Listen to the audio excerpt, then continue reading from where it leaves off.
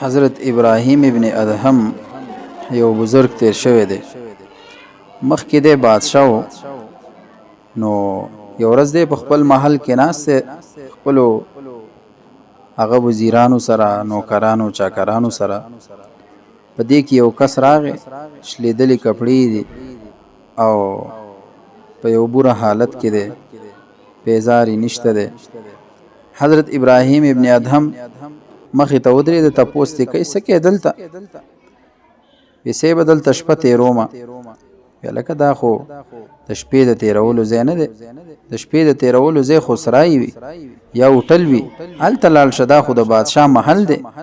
بېوقوفه وی ستا نه مخکې دلته څوک ناسو وی جي زما پلار ناسو. ابراهیم ابن ادهم ورته وی زما پلارو وی د هغه نه مخکې څوک وی زما نیکه د هغه پلارو وی د هغه نه مخکې د هغه پلارو وی سړی خو دې ته وایي چې په هغې کې خلک هغه شپه تېره کړي او بیا هغه ځای پرېږدي او ځي خپل سفر کوي وی دغې ته سړی وایي نو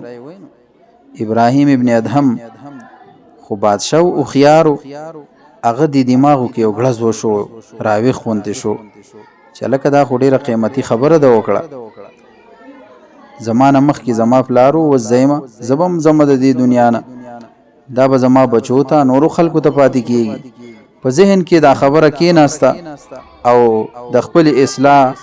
هغه سوچ او فکر ورسه پیدا شو. په یو بله موقع باندې بیا څه ګوري چې ابراهیم ابن ادهم په خپل محل کې ناست دی او د محل چې کومه چت دی په هغې باندې یو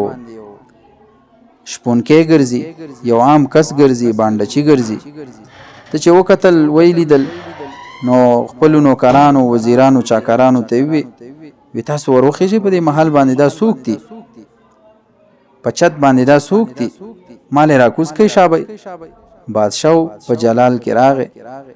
دی چې ورلل یو ډېر هغه عاجزه انسان دی یو شپونکی دی راکوز یې کوي هلکه څه ګورې د بادشاه د محل په چت باندې ته څه ګورې تا ته پته نشته چې دا د بادشاه محل دی ویسې به زما نه اوښ ورک شوی دی او هغه خپل اوښ ګورمه دلته. ابراهیم ابن ادهم ورته وفرمایل چې هلکه دا ته څه وی دا خو د بادشاه محل دی دا څه صحرا خو نه ده دا چراګاه خو نه ده دا څه ځنګل خو نه دی دا څه دشته خو نه ده چې دلته ته خپل اوښ ګورې بېوقوفه د بادشاه په محل کې خپل اوښ ګورې ځه هغه ورته ووي هغه ملنګ وی صیبه بېوقوفه خو ته چې ته الله ګوري او په پستو پستو بسترو په پالنګونو یې ګورې خپل اصلاح سوچ او فکر هغه کې او په پوس بالغه او په پوس هغه بستره باندې په فوم باندې او په پستو پالنګونو کې ناستې الله په دې باندې نه میلاویږي. ابراهیم ابن ادهم زړه ته دا خبره کوزه شوه او د هغه ځای نه روان شو د خپل اصلاح په غرض او خپل محل کې په خپل ځای باندې قائم مقام هغه بل څوک وګرځول او د خپل اصلاح په سوچ کې روان شو